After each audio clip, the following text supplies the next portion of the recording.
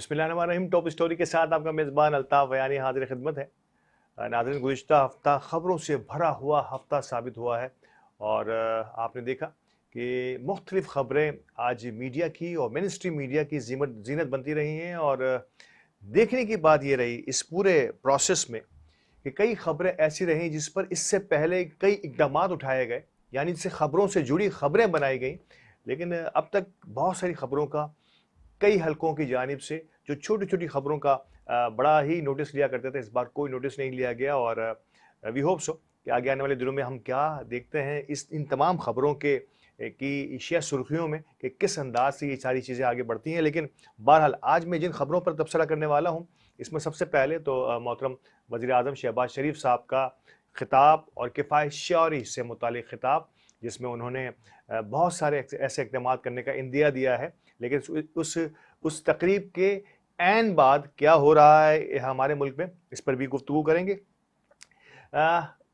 एक बड़ी अहम तरीन समात का आगाज़ हुआ है, बड़ी अहम तरीन समात का आगाज़ हुआ है और वो समात का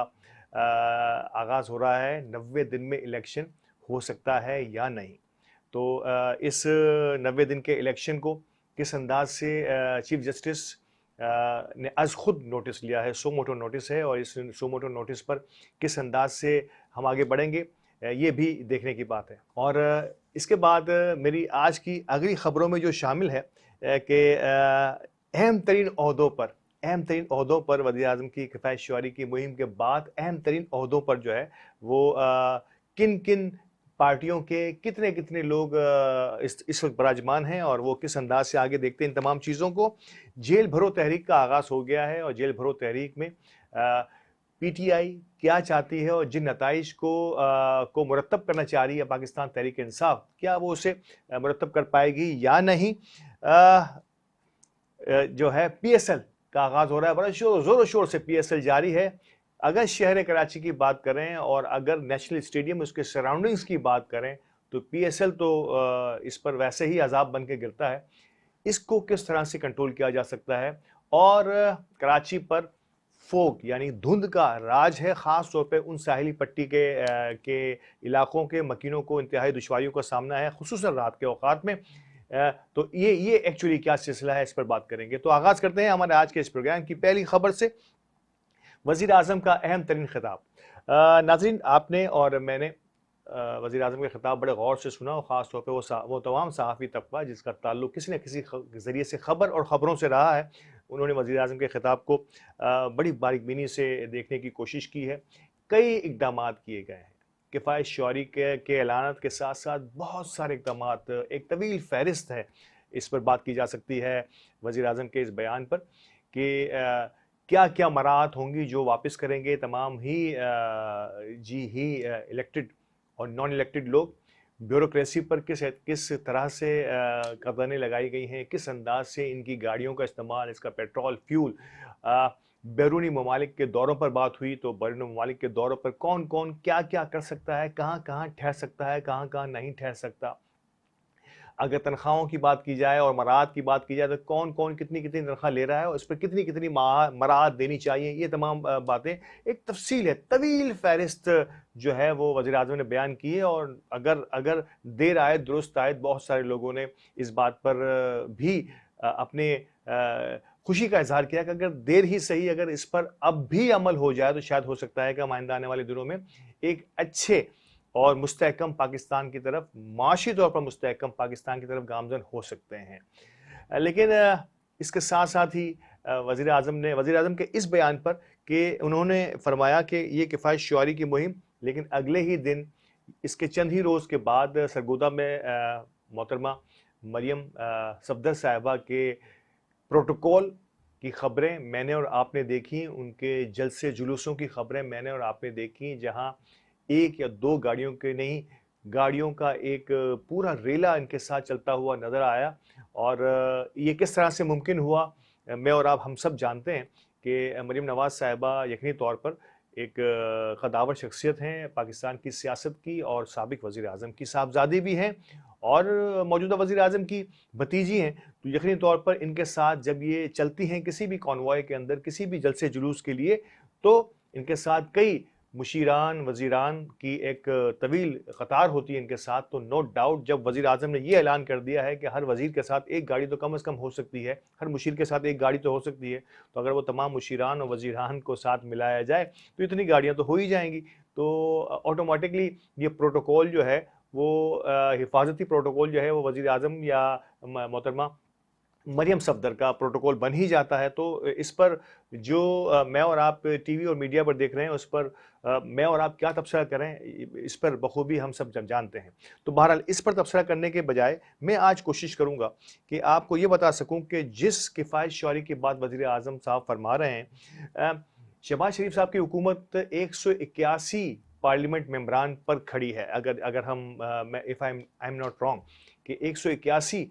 پارلیمنٹ کے ممبران میں سے میں آپ کو اہم ترین خبر یہ دے رہا ہوں کہ 118 لوگ وہ ہیں جو اہم ترین عہدوں پر فائز ہیں. یہ اہم ترین عہدے کیا ہوتے ہیں؟ وزیر، مشیر، معاونین خصوصی، اسٹینڈنگ کمیٹی کے چیئرمین اور ممبران، اور ایسے بے شمار دیگر ایسے پارلیمنٹرینز کو جو ہے اپنی طرف راغب کرنے کے لیے اور ان کو جو ہے سراہنے کے لیے ایسی بہت ساری کنڈیشنز، بہت ساری سیٹیں، بہت سارے عہدے نکالے گئے ہیں ہمارے اس پارلیمنٹری سسٹم میں. تو ان تمام عہدوں سے 181 میں سے 118 لوگ فائدہ اٹھا رہے ہیں. تو یہ تو ہو گیا وہ سائز جس کو سب سے پہلے کم کرنا تھا، کٹ کرنا تھا کفایت شعاری کی اس مہم کے اندر. یہ سوال بھی ہوا تھا، مجھے یاد پڑتا ہے کہ پریس کانفرنس میں یہ سوال بھی کیا گیا کسی صحافی کی جانب سے. تو وزیر اعظم نے کہا کہ بالکل پارلیمنٹیرینز نے اس پر بھی غور و خوض کیا ہے. جو پارلیمنٹیرینز کی ایک میٹنگ ہوئی تھی، جو کابینہ کی میٹنگ ہوئی تھی، اس میں بھی اس پر غور و خوض ہوا ہے کہ ہمیں کابینہ کے سائز کو بھی ڈاؤن سائز کرنا چاہیے. تو 181 میں سے 118 لوگ تو وہ ہیں جو کسی نہ کسی انداز میں کسی نہ کسی عہدے پر فائز ہو کر نہ صرف یہ کہ اپنے پارلیمنٹیرین ہونے کی، بلکہ اس اضافی عہدے کا بوجھ بھی عوام پر یا عوام کے خزانے پر یا قومی خزانے پر پڑ رہا ہے. یقینی طور پر وہ مراعات، وہ تمام خصوصی مراعات جو حاصل ہوتی ہیں اس پرٹیکولر عہدے کو، وہ تو انہیں مل ہی رہی ہوں گی پارلیمنٹیرین کے عہدے کے علاوہ. تو میں ذرا پارٹی وائز تھوڑا سا اس کو ڈیفائن کرنے کی کوشش کروں تو آپ کو زیادہ اندازہ ہوگا. پاکستان تحریک انصاف کیونکہ اس وقت اسمبلی کا یا قومی اسمبلی کا یا دیگر صوبائی اسمبلیوں کا حصہ نہیں ہے، ماں سوائے سندھ کے اور بلوچستان کے. تو ابھی ہم بات کر رہے ہیں قومی اسمبلی کی. قومی اسمبلی میں اگر میں تھوڑا سا آپ کو ایلوبریٹ کروں تو مسلم لیگ نواز کی 85 کے قریب سیٹیں ہیں قومی اسمبلی میں. کم و بیش 85 سیٹوں میں سے 56 لوگ وہ ہیں جو کسی نہ کسی عہدے پر فائز ہیں. 56 آؤٹ آف 85. اٹ مینس کہ کم و بیش 66% لوگ وہ ہیں جو اپنے پارلیمنٹیرینز کے علاوہ دیگر عہدوں کی مراعات بھی حاصل کر رہے ہیں. یہ تو ہو گیا پاکستان مسلم لیگ نواز. سب سے پہلے چیریٹی بگن فرام ہوم، یہ وزیر اعظم کا کہنا تھا اپنی اس پریس کانفرنس میں جس میں وہ کفایت شعاری کی مہم کا آغاز کر رہے تھے. تو charity begin from home Muslim League Nawaz کو، میرا خیال ہے، یہ میری ذاتی رائے ہے، اگر جان کی امان پاؤں تو سب سے پہلے مسلم لیگ نواز کو اپنی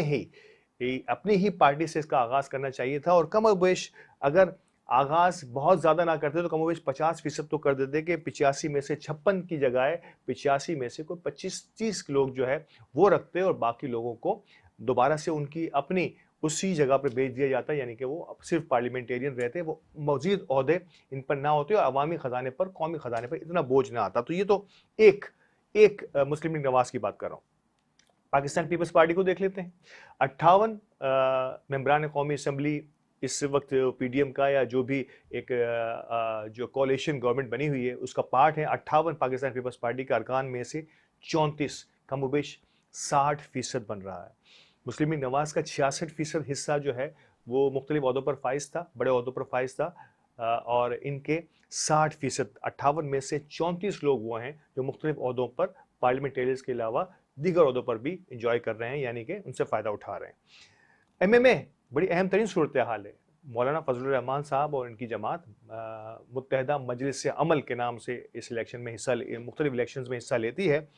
14 میں سے 14 ارکان پارلیمنٹ ہیں، اس میں سے 10 لوگ ایسے ہیں جو مختلف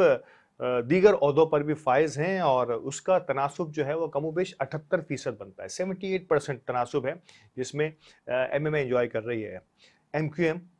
ये भी बड़ी हैरत अंगेज बात आपने सुनी होगी, एमक्यूएम 7 सीटों के साथ कौमी असेंबली में मौजूद है, 7, और यही वो 7 लकी 7 नंबर था जो इस तरफ जाता तो इमरान खान बचते और ना बचते, और इस तरफ रहता जहां वो थे तो शायद पीटीआई की गवर्नमेंट बच सकती थी। तो बहरहाल उन्होंने जहां बेहतर समझा वहां जाना मुनासिब समझा। तो 7 में से 5 लोग जो हैं वो मुख्तलिफ ओहदों पर, दीगर कमेटियों के मेंबरान और वज़राए ममलिकत या वज़राए या वफाकी वज़रा या मुशीरान या मामलीन मुशीर, इनमें से किसी न किसी जगह पे इन 7 में से 5 लोगों को जगह दे दी गई है। तो ये 7 में से 5 का तनासुब जो है वो कमोबेश 75% के आसपास बनता है। BNP mingle group, Akhtar mingle साहब बड़े जो है वो कौम परस्त रहनुमाओं में से एक हैं बलूचिस्तान के, और इनका नो डाउट मैं इनकी तकरीर से बड़ा इंस्पायर होता हूं, लेकिन जब इनकी ऑन ग्राउंड रियलिटी पर अगर देखा जाए तो 4 मेंबरान कौमी असम्बली में से 3 ऐसे हैं बीएनपी मिंगल ग्रुप के जो कि मुख्तलिफ ओहदों पर फायज हैं, जो 90% के आसपास, कमोबेश 75% के आसपास की सिचुएशन यहाँ भी इनकी बन रही है। 4 में से 3 लोग। पीएमएलक्यू वो क्यू यानी जिससे अब जो है एक चौधरी साहब अलहदा हो चुके हैं और चौधरी शुजात साहब जो हैं वो अब उसके बानियों में से हैं, बानी भी हैं उसके, इस गवर्नमेंट, इस पाकिस्तान मुस्लिम लीग काफ के भी, और हेड भी हैं यकीनी तौर पे। इनकी मुस्लिम लीग काफ की मैं बात कर रहा हूं कि 3 में से 3 अरकान कौमी असम्बली में से 2 मुख्तलिफ ओहदे एंजॉय कर रहे हैं कौमी असम्बली के मेंबर के अलावा, यानी कि इजाफी ओहदा और इजाफी बर्डन, जो बोझ, जिस बोझ की बात की जा रही है वजीर आजम की जानिब से, वो मुस्लिम लीग काफ के 3 में से 2 लोग एंजॉय कर रहे हैं। बीएपी बाप पार्टी बलूचिस्तान अवामी पार्टी, नई पार्टी बनके पिछली दफ़ा उभरी थी और बड़ी उम्मीदें वाबस्ता थी, क्योंकि कुछ पढ़े लिखे लोग पहली मरतबा बलूचिस्तान से नज़र आते हुए, उनके बोलने का अंदाज़, उनकी बात करने का अंदाज़, ऐसा लगा कि ये वो लोग हैं जो बलूचिस्तान की असल क़यादत बन सकती है। शहरी हलकों में बड़ी पजीराई मिली थी उन तमाम ही अराकीन को, लेकिन बदकिस्मती कि ये भी उसी रिवायती सियासत का हिस्सा बने। 4 में से 4 ही मुख्तलिफ ओहदों पर, 4 कौमी असम्बली के मेंबरान हैं और 4 ही किसी न किसी अंदाज में मुख्तलिफ ओहदों पर फाइज होने के बाद अपनी कौमी असम्बली की मराद के अलावा दीगर मराद से भी इंजॉय हासिल कर रहे हैं और मुस्तफ़ीद हो रहे हैं। और तो और छोड़िए, इस हुकूमत ने अपनी दीदा दिलेरी का और अपनी फयाजी का जो है वो जो सिलसिला है वो अपनी पार्टी के साथियों पर तो छोड़ दीजिए, उन्होंने अपोजिशन को भी जो है वो इससे जो है खाली नहीं छोड़ा, अपोजिशन को भी उन्होंने खाली नहीं छोड़ा। आप अंदाज़ा कीजिए कि अपोजिशन के 34 मेंबरान हैं, तो ये वो अपोजिशन है जहां मैं और आप समझते हैं जहां जीडीए और दीगर तमाम के अलावा एक अपोजिशन मेंबर जो हैं वो, इनमें से 20 अपोजिशन या 20 या 22 अपोजिशन मेंबर वो हैं जो पीटीआई से जो है बकौल पीटीआई के उनको धोखा दे के कौमी असम्बली के अंदर मौजूद हैं, और नो डाउट उन्होंने इमरान खान या इनकी पार्टी को का लिहाज किए बिना इस्तीफ़ा नहीं दिया और आज अपोजिशन की सीट पर मौजूद हैं। तो उन 34 अरकान में से 34 में से 17 अपोजिशन अरकान भी किसी न किसी अंदाज में कौमी असम्बली की नशिस्त के अलावा दीगर ओहदों से इंजॉय कर रहे हैं। तो ये मेरा और आपका सवाल होगा मौजूदा हुकूमत से कि जब आवाम पर किफ़ायत शुआरी की एक मुहिम चलाई जा रही है, असल में मुझे वक्फे के लिए कहा जा रहा है, वक्फे के बाद में एक बार फिर आपको बताऊंगा कि किफ़ायत शुआरी की इस मुहिम के पीछे दर पर्दा क्या राज होगा कि मनोअन इसे बयान तो कर दिया गया, लेकिन अब तक इस पर अमल दरामद नहीं हो रहा, बल्कि अपनी ही पार्टी से वज़ीर आज़म साहब इसका अमल दरामद नहीं कर पा रहे हैं। तो ये एक्चुअली होता क्यों है, ये अनाउंसमेंट क्यों होती है जहां बहुत सारे सियासी कायदीन भी बैठे थे, क्यों इस पर अमल नहीं हो पा रहा? वक्फे के बाद बात करेंगे और भी दीगर मौज़ूआत जिस पर आज बात करनी है उस पर तेजी से आगे से बात करने की कोशिश करेंगे। हमारे साथ रहिएगा।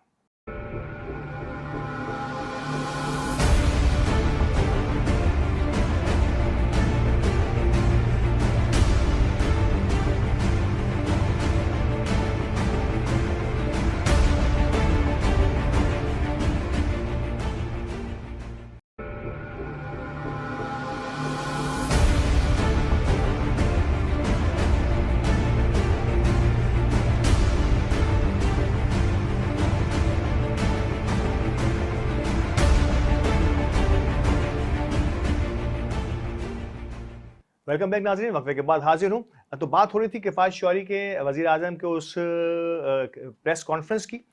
तो असल जो मुखालिफिन हैं इनका कहना ये है कि इस किफ़ायत शौरी की मुहिम का सबसे बड़ा फ़ायदा जो हुकूमतें उठाती हैं वो होती हैं अपने मुखालिफिन में बहुत सारे लोग आ जाते हैं,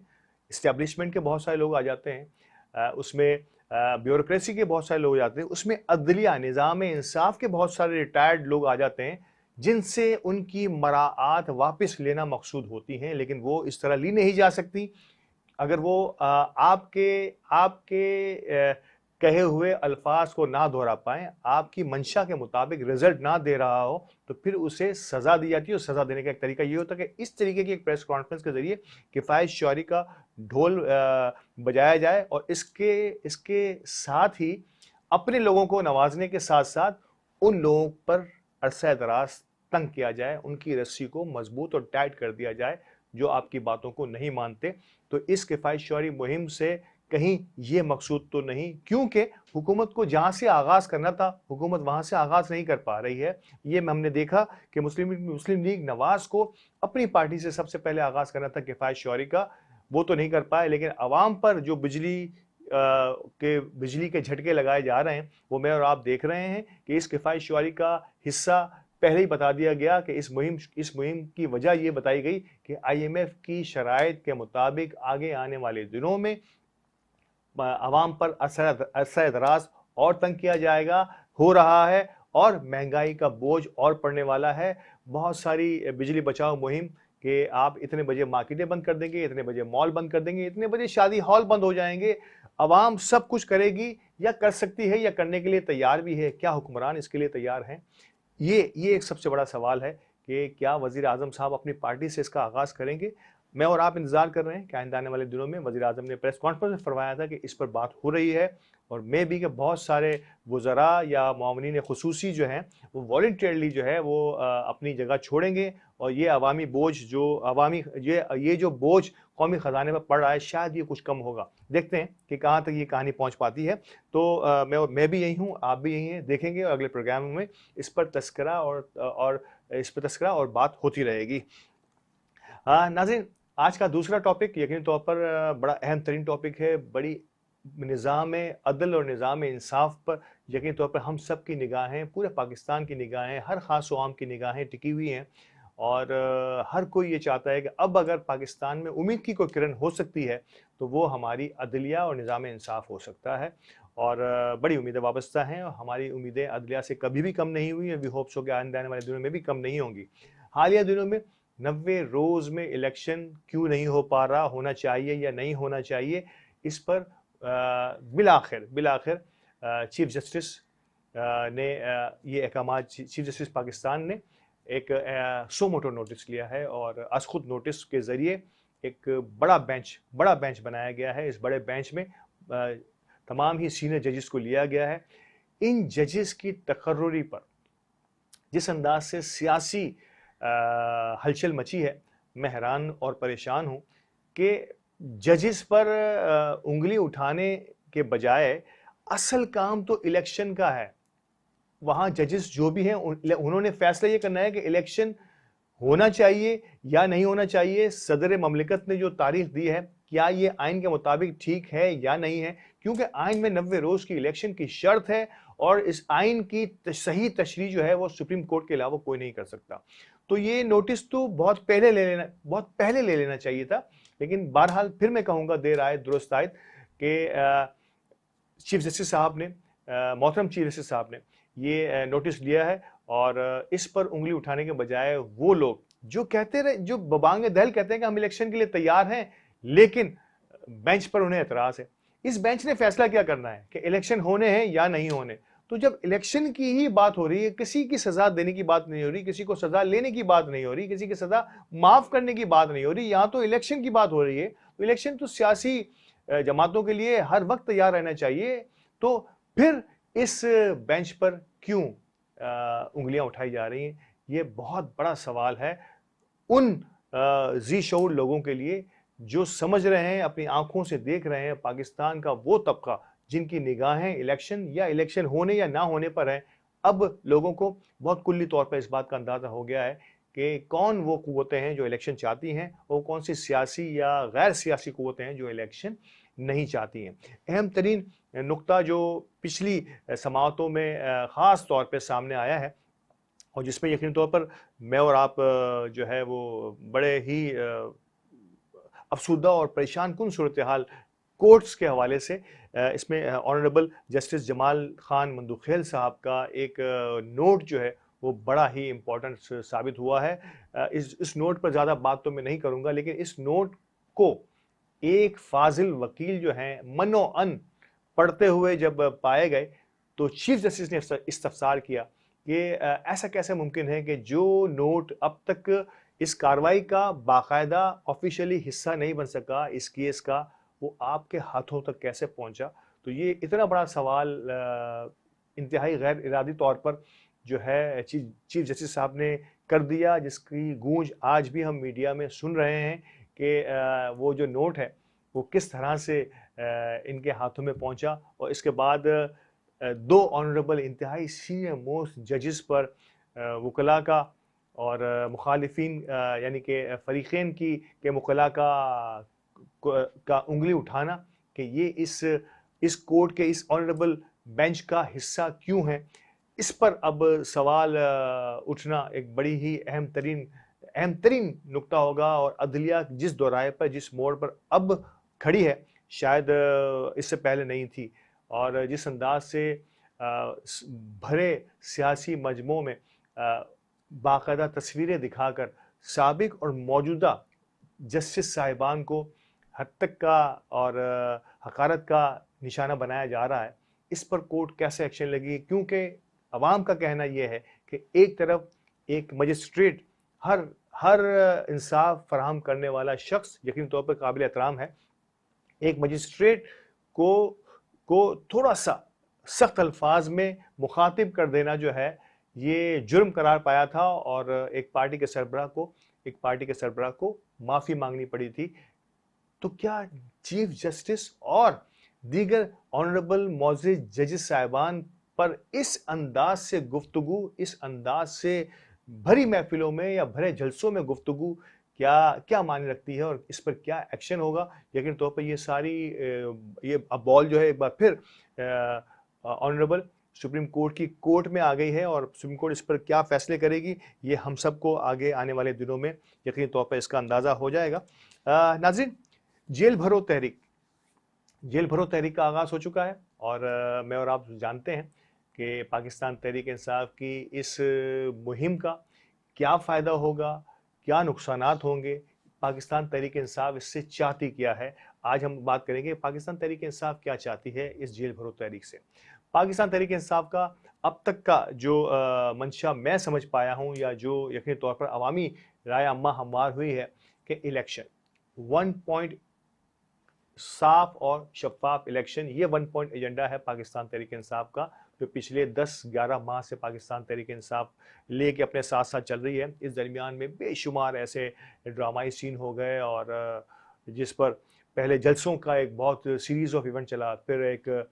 جو ہے وہ کانوائے چلنا شروع ہوا، اس میں پھر عمران خان پر حملہ ہوتا ہے، پھر حملے کے بعد کے سارے کونسیکوینسز میرے اور آپ کے سامنے رہے کہ حملہ آور کا کیا ہوا، حملہ آور کو کس طرح سے جو ہے وہ رکھا گیا اور کس طرح سے اسے پھر بعد میں چھوڑا گیا۔ آئی ڈونٹ نو یہ آگے جا کے یہ سلسلہ کہاں تک رکے گا۔ اس درمیان میں بے شمار ایسی کہانیوں نے جنم لیا کہ میں اور آپ، اور اگر صحافتی حوالے سے دیکھوں میں تو ایک بہت بڑا حادثہ اگر صحافتی دنیا کا، محترم ارشد شریف شہید صاحب کا اس دنیا سے رخصت ہو جانا، ان کا قتل، اندوہناک قتل کہا گیا اسے، جو بیرون ملک ہوا، کن عوامی کے تحت انہیں وہاں جانا پڑا، کس طرح سے اس پر میں اور آپ گفتگو کر چکے ہیں، کس طرح سے انہیں وہاں نشانہ بنایا گیا۔ آج کچھ دن قبل، دو روز قبل غالباً کوئی 50ویں سالگرہ بھی ان کی منائی گئی ہے، تو ہم ایک بار پھر اس موقع پر بھی دعا کرتے ہیں کہ اللہ پاک انہیں اپنے جوار رحمت میں جگہ عطا فرمائے، اور ہم سب صحافی دوستوں کو، جتنے بھی صحافی ہیں جو صحافت کا دم بھرتے ہیں اور کہتے ہیں اپنے آپ کو صحافی، ان کو ان کے نقش قدم پر چلنے کی توفیق عطا فرمائے۔ مشکل کام ہے، بہت مشکل کام ہے، اور آج کے اس موجودہ سیٹ اپ میں، موجودہ صورتحال میں، اگر ارشد شریف جیسے लोगों का एग्जिस्ट करना ही जो है एक बहुत बड़ी बात थी, ये जाए कि उन्होंने उसके लिए अपनी जान निछावर की है। तो पीएसएल मैं जो है वो पीएसएल पे जाने से पहले जेल भरो तहरीक को थोड़ा सा और एलोबरेट कर दूं कि जेल भरो तहरीक में मैंने और आपने ये देखा, मुखालिफिन का जो इल्ज़ाम है, मुझे थोड़ी सी इसमें जो बात जो है वो हंसी भी आई जब मैं सुन रहा था मुखालिफिन के इस इल्ज़ाम को कि 1 या 2 दिन जेल में रहते नहीं और ज़मानत के लिए जो है वो अप्लाई कर दी जाती है। तो एक्चुअली जेल भरो तहरीक का मकसद ही ये होता है, जो मैं समझा हूं, कि इंतज़ामिया को डिस्टर्ब करना, उनका फोकस जो है वो इस हद तक उन्हें तंग कर दिया जाए कि वो मजबूर होकर जो है वो इलेक्शन की जानिब या इस सिस्टम से जान छुड़ाने के लिए अपनी कोशिशें करें। पाकिस्तान तहरीक इंसाफ का अव्वलीन मकसद तो जेल भरो था, ये एक मूवमेंट थी, और सियासी मूवमेंट्स में इस किस्म के बहुत सारे मामला जो हैं वो जारी और सारी रहते हैं, और ये मैं और आप न सिर्फ पाकिस्तान में बल्कि दुनिया भर में हम देख रहे हैं। रिसेंटली भारत में भी ऐसे इंसिडेंट हुए, और ख़ास तौर पे खालिस्तान तहरीक, जिसे सिखों की खालिस आज़ादी की तहरीक कहा जाता है, वहाँ भी कुछ इसी किस्म के नज़ारे मैं और आप देख रहे हैं। तो ये तहरीकें सिर्फ और सिर्फ डिस्टर्ब करने के लिए होती हैं। जेल भरो से मुराद कोई जेल पे जाके कोई सालों रहना नहीं होता। इस जेल भरो तहरीक का मकसद ये होता है कि आपने जेल में जाना है, सड़कों से जेल में जाना है, फिर जेल से वापस सड़कों पे आना, फिर जेल से कोर्ट्स में जाना है, कोर्ट से जमानत लेके फिर सड़कों पे आना है और फिर जेल में जाना है। ये एक ट्रायंगल की सूरत में इंतजामिया को कोफ्त और एक्टिव रखने के लिए, और उन्हें, जिसे दूसरे अल्फाज में अगर मैं कहूँ आम अवामी अल्फाज में, कि उन्हें बेजार करने की एक मुहिम होती है। इससे कोई जेल भरो तहरीक से मुराद जेल के अंदर रहना मकसूद नहीं होता,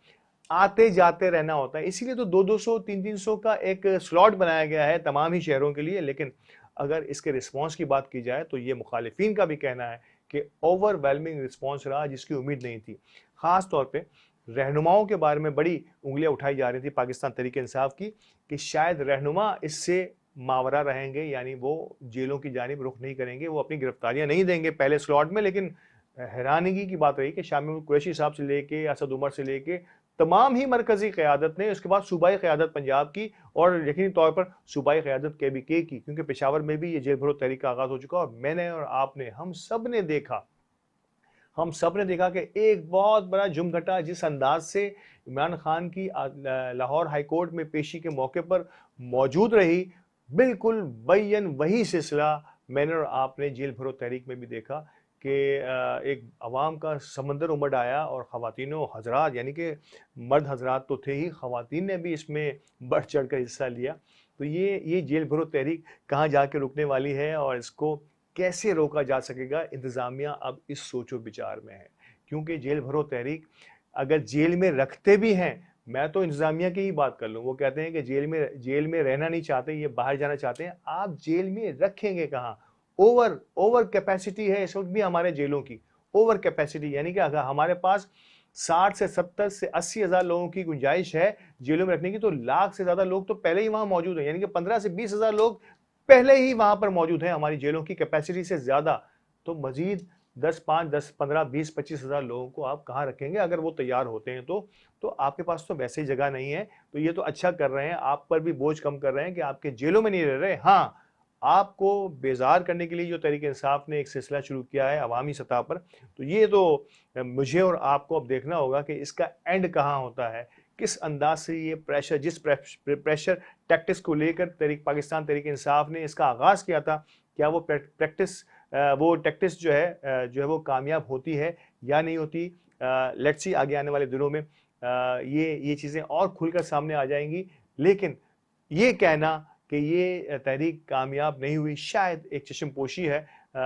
तहरीक को जिस अंदाज से मीडिया, इंटरनेशनल मीडिया देख रहा है, इस अंदाज से ये कामयाब तरीन तहरीकों में से और कामयाब तरीन टैक्टिक्स में से एक टैक्टिक साबित हुई है पाकिस्तान तहरीक इंसाफ की। वक्फे के लिए कहा जा रहा है, और वक्फे के बाद दोबारा हाजिर होते हैं और अगले 2 छोटे छोटे मौज़ूआत पर तेज़ी से बात करेंगे और आपसे फिर ख़िताम चाहेंगे।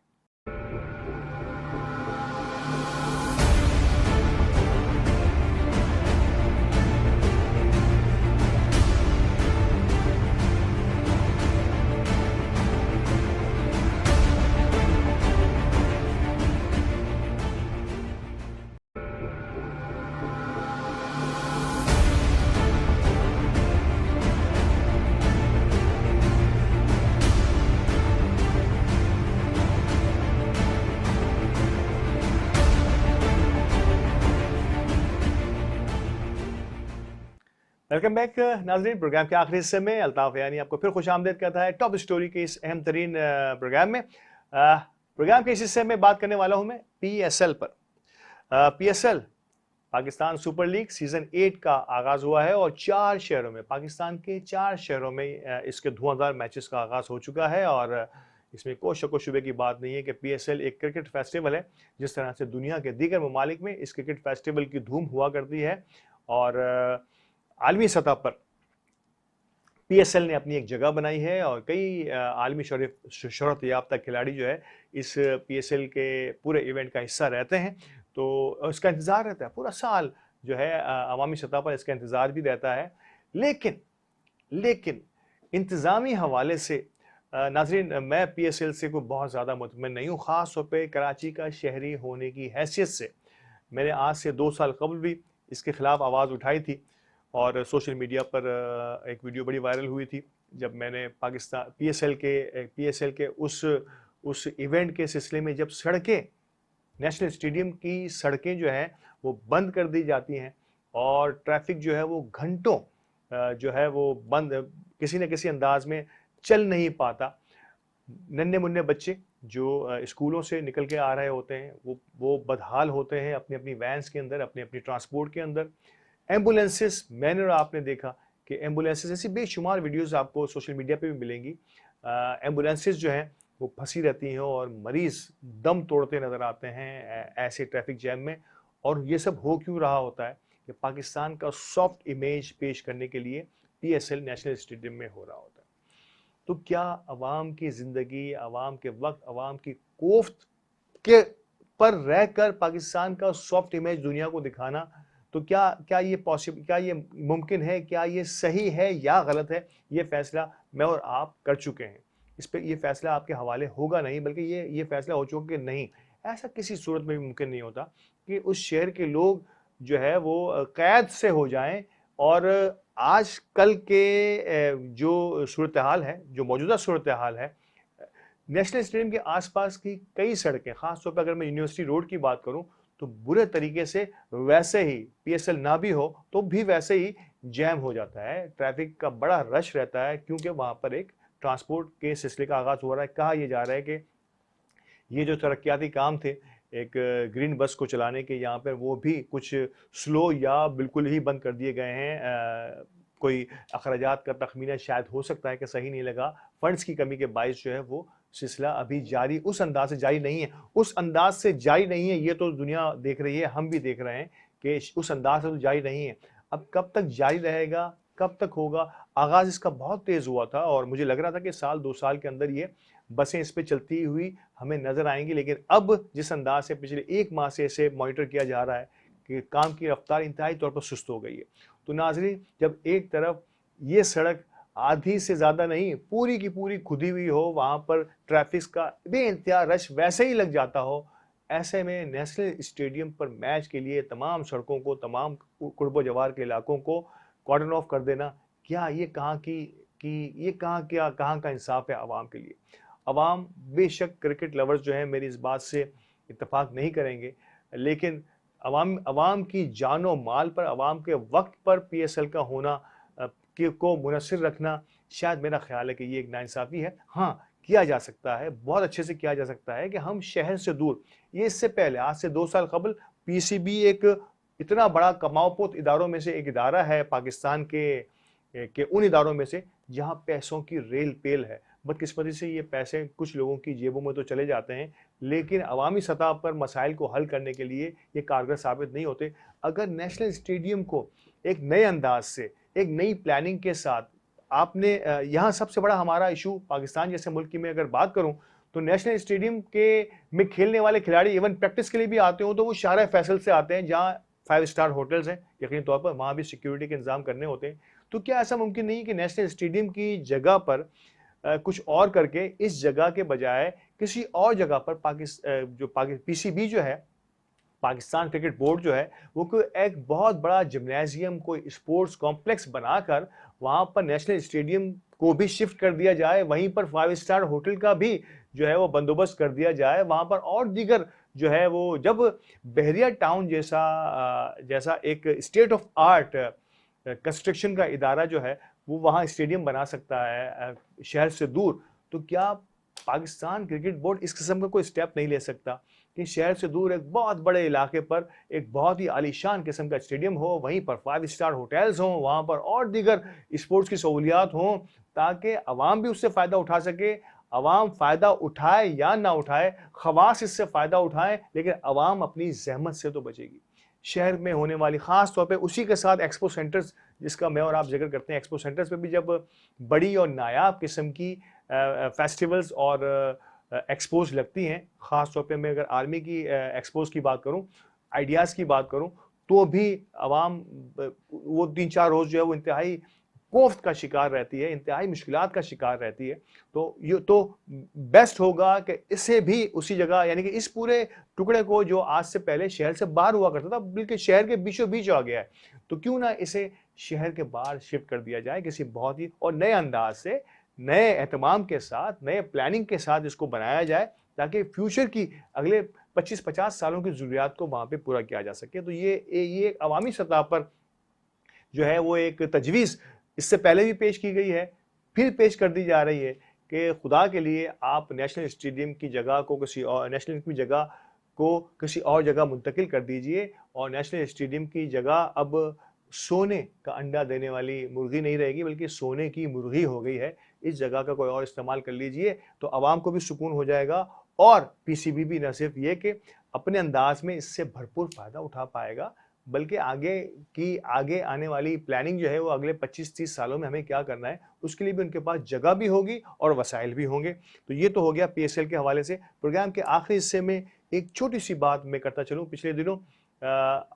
मौजूदा हालात में कराची के कुछ इलाके, ख़ास तौर पे साहिली इलाकों की अगर मैं बात करूँ, डिफेंस क्लिफ्टन, लांडी, कोरंगी और केमाड़ी जो शहर से मुल्का वो इलाके जो साहिल के करीब हैं, वहाँ पर फोक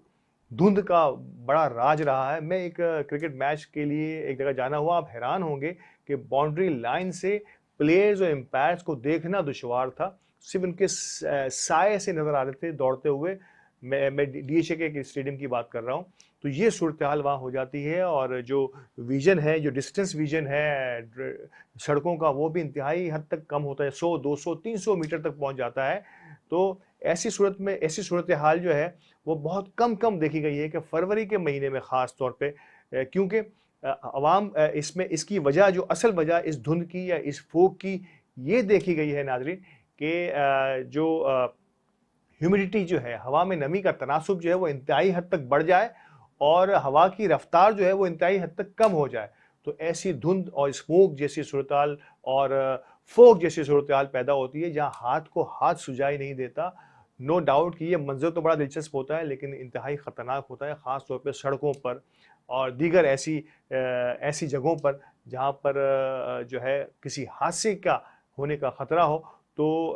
अवामी सतह पर फरवरी में इस किस्म की सूरत-हाल बहुत कम नज़र आती है। तो मैं इस मौके पर ये गुज़ारिश उन तमाम इन सराउंडिंग्स में सफ़र करने वाले लोगों के लिए, ख़ास तौर पे रात के औकात में जो है, लेट नाइट जो है, वो ज़रा-सा एहतियात रखें ऐसे इलाकों में जाने से जो साहिल के करीब हैं, क्योंकि धुंध का राज है, और